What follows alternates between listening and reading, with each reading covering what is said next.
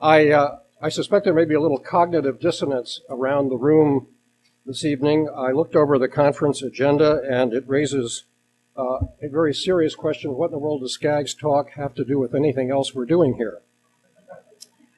I simply wish this talk to suggest that what is often viewed as fairly arcane business of determining and administering higher education policy is really a matter of great national interest and actually a matter of national security. It thus makes a difference for American society in ways that you may not have considered. My thesis is really pretty straightforward. The ability of the United States to protect itself and its interests around the world, our national security very broadly defined, depends directly on the strength of our economy. And it is clear that our economic strength in an era of global competition depends on a nation's educational attainment. Most importantly, the percentage of the workforce with post-secondary credentials. So you guys are in the national security business. What you and your higher ed colleagues do has a direct cause and effect relationship with the nation's economic viability and its ability to project power and influence for the good all around the world. I've learned that politicians and sportscasters share a common skill or conceit. That's the ability to say something obvious and make it sound profound. That's what I just did. At least the obvious part. We've been here before. In the fall of 1957, I was a sophomore in high school and the Soviets launched Sputnik. That sent an existential chill down the spine of this country. How could the commies have beat us into orbit? Before heading farther down this path, let me make a quick disclaimer. My argument to you tonight is going to be primarily pragmatic, but please don't misinterpret that. I don't want to fall into the trap of justifying education only on the basis of national economic or military power. As the product of a liberal arts education myself, not mentioned by George, thank you, I cherish the intrinsic, non-economic value of education to the educated person, as well as education's extrinsic value to the society and democracy. However, as a politician, I realize that such sentiments don't cut it these days with sequestration and budget cliffhanging. So please forgive the necessity of appealing to necessity. We spend more on education than on national defense. Who'd have thought or wanted it to be otherwise? I fear the connection, however, between these two propositions is hugely underappreciated. The direct relationship between education and the ability of the United States to hold its own in the world economically and as a consequence and eventually as a world power. National security is inherently a function of the economy, and the economy is inherently a function of educational attainment. I don't see us relinquishing our power position in the world anytime soon. We will devote whatever it takes to remain the sole superpower until it takes too much of our GDP. That would be too much of a GDP that is at risk of not keeping pace with other advanced nations. Not keeping pace largely because in a global information age economy, the U.S. economy is hampered by an underperforming educational system. Before some recent improvement, it's a system that has had essentially flatlined the proportion of adults with post-secondary degrees and certificates. Meantime, most of Europe and much of Asia charge ahead of us in this critical predictor of economic strength. In the national debate about what matters, education needs to pull out all the stops and make all its best arguments. And one that has been neglected, I think, is this direct relationship between educational attainment and national security. In the near term, our debate about national stature will still turn a lot on military capability. So it's probably smart for educators to try to drill into that conversation. In the economics of national strength and stature, educators should be able to exert the sort of leverage we usually attribute to hedge fund managers and derivatives traders. The public and policymakers expect a lot from you, especially those of you in higher education. That is an expectation that has been heightened by the huge increases in tuition and costs, and consequently student debt. The public needs not to misunderstand what is at stake. I'm sorry for the double negative. At key risk of misunderstanding is that higher education is just a private good, an expense justified by increased earning power. That's all well and good, but it can't be the end of the discussion. If it is, it may portend the end of higher education as we know it, a system historically supported through public expenditures because policymakers and their constituents saw in it a public good, the importance of which isn't fairly captured by personal income data. I'd love somehow to broker a conversation between Chuck Hagel and Arne Duncan, in which Chuck would recognize the connection between what Secretary Duncan is trying to accomplish today and the ability of Chuck's successor in maybe 2025 to be able to sustain American power in the world. I have no doubt that Chuck gets it, but his silo is not well connected to Arne's silo. They're both too preoccupied with the exigencies of today to have much time left to fashion some interdepartmental strategy that might show results in a generation. But in the long haul, Chuck and Arne are in the same business, preserving what's best about this country. Currently, an Army Sergeant E5 with a high school diploma earns about $55,000 a year in pay and benefits. A first lieutenant with a college degree, about $80,000 a year. The average new high school teacher, less than the sergeant. The average tenure-track PhD assistant professor, less than the lieutenant. It carries no disrespect to the military to suggest that something closer to parity with the sergeant and lieutenant might be in order. Assuming you may be persuaded or didn't need persuading that there's a connection between post-secondary education and national security, let me take a couple minutes to draw out some implications of that proposition. But here's the bottom line. I believe the most important thing you can do as higher education policy folks is to be consumed 24/7 with the messy business of our representative democracy. The best policies in the world about completion or longitudinal data will count for little unless they are embraced by policymakers, especially state and federal legislators, and by their employers, the ever more fractured and politically self-segregated electorate, people who often don't look past those private benefits of higher education. What will be the Sputnik of the 21st century that will push our society out of its individualistic preoccupation with private wealth and put us back in touch with our legacy quest for public richness?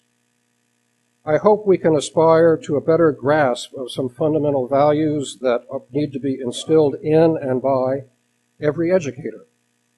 The values of community, the values of democratic involvement and citizenship. These are not academic disciplines or subject matter areas. However, these values are at the foundation of any educational system that prepares its students for their eventual responsibilities. They are about character as well as competency. And competency without character isn't all that attractive. Let me take a couple of minutes on the impact of computers and technology on our sociability and so on our democracy. There was a piece in the New York Times last year that sketched out sort of the isolated effects of personal computers and our collective online habits. The effects are both direct and indirect. We're spending more time alone with our computers and less time in the company of other human beings. While technology enables us better to manage our individual informational intake, it also serves to exclude what we may disagree with or think we needn't learn about.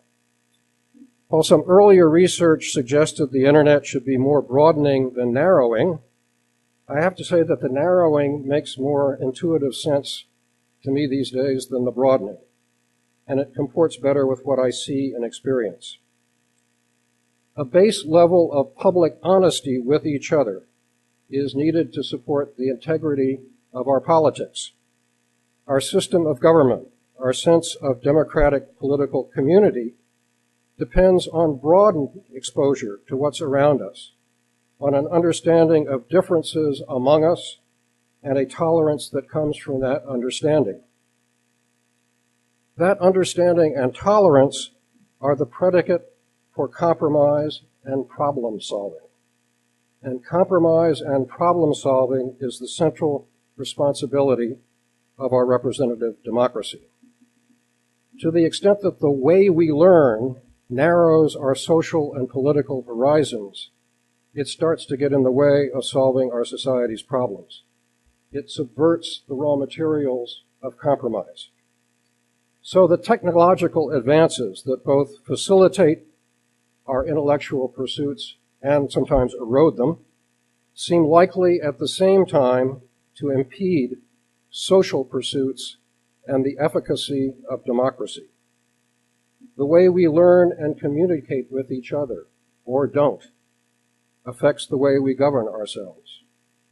If schools and colleges, if educators are not seized of the centrality of citizenship, I fear they will eventually fail us as much as if they didn't address the STEM disciplines. To return to the top, the ability of our people to appreciate and act on the connection between educational attainment and our national and international strength depends on their being ready to be and motivated to participate as citizens. The viability of the democracy is a direct function of civic literacy and participation. And in turn, the viability of our educational system is a derivative of that civic literacy and participation. Our elected representatives need to pay attention to civic deficits as much as budget deficits. The latter won't likely be solved without progress on the former. So too must our educators pay attention. The founders, especially Jefferson, understood this. They knew that their experiment in self-government through representative democracy could not hope to succeed unless the citizens, the voters, understood what it was all about and were prepared and inclined to participate. John Dewey gave voice to this civic mission of the schools early in the last century. His compelling aphorism, which I quote, "Democracy needs to be reborn in each generation, and education is its midwife," unquote. Why is that? Well, our government structure and the way it works, or doesn't, is complicated stuff. We are not genetically hardwired as citizens. Self-government involves learned behavior, and so it must be taught.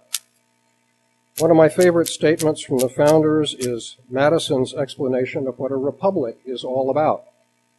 I like it a lot because it actually makes it sound like being a legislator is an honorable calling. But in Federalist 10, Madison explains the difference between direct democracy and representative democracy and the reasons that representative democracy was central to the new American Republic. Let me read an excerpt where Madison explains why representative government will best serve us. Quote, "A republic, by which I mean a government in which the scheme of representation takes place, opens a different prospect and promises the cure. The two great points of difference between a democracy and a republic are, first, the delegation of the government in the latter to a small number of citizens elected by the rest.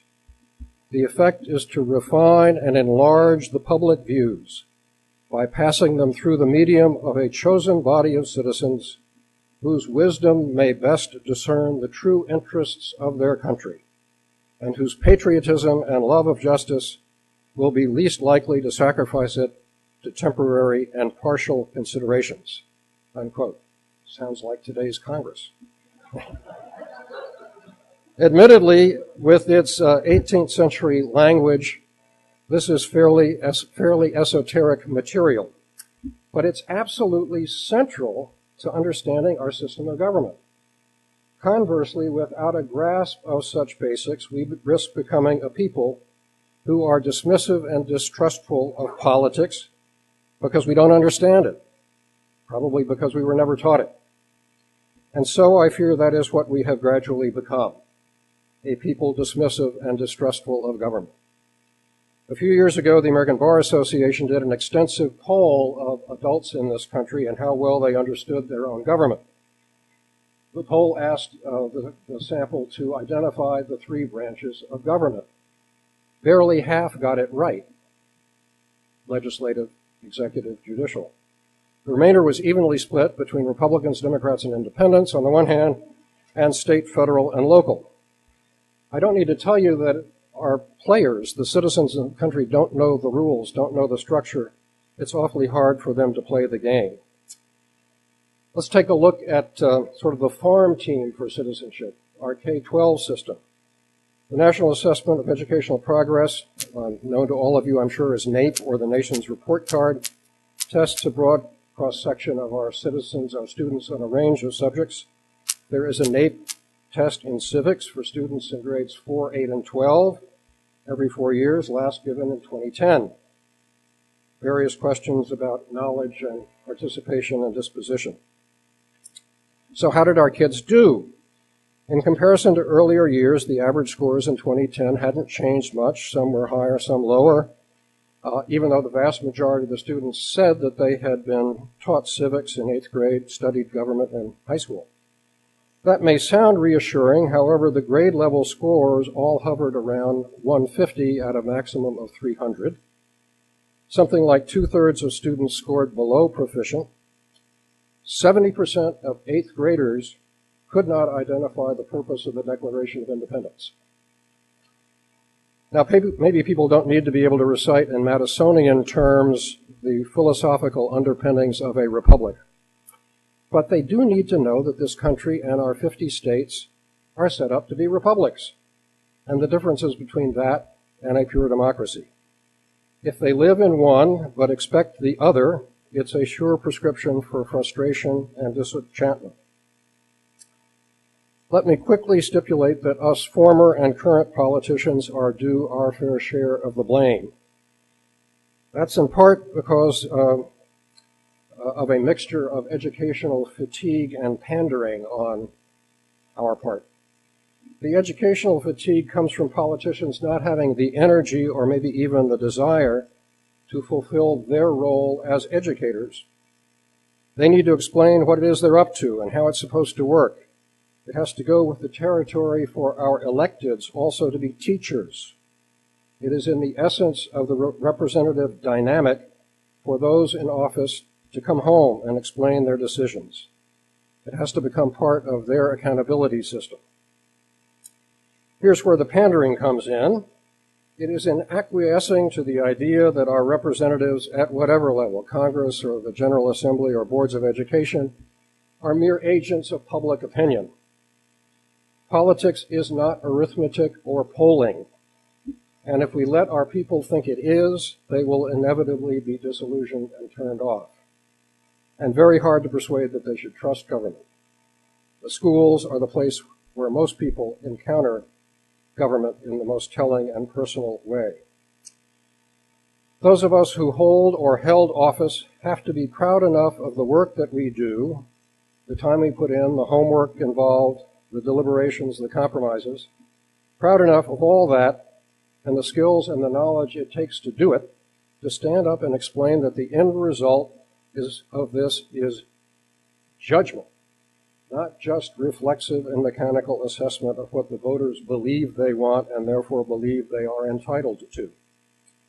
A representative in our system at whatever level is hired to exercise judgment and discretion based on expertise informed by deliberations and tempered by compromise, all in the cause of serving purposes greater than, but not disrespectful of, one's constituency. Here is where we face the challenge for a representative democracy trying to plan ahead. Planning ahead usually involves making the case for deferred gratification, saving and investing now for a more important goal in the future. An electorate that hasn't been educated to insist on problem-solving behavior and compromise is not one likely to be susceptible to arguments for deferred gratification until there's a crisis. It may be the greater long-term interests of a district or a city or a county or the nation or the world, but our purposes in public life cannot be limited by the immediate self-defined and self-serving interests of the voters who elect us. And it is the duty of everyone running for office or holding office to explain that reality, to be a civics teacher about that fundamental truth. This involves no disrespect for voters. To the contrary, we must credit them with the intelligence to understand that leaders in whatever office ought to have a broader perspective and a longer-term view that ultimately serves the public interest. Crediting voters with that capacity to understand their system of government is merely a starting point.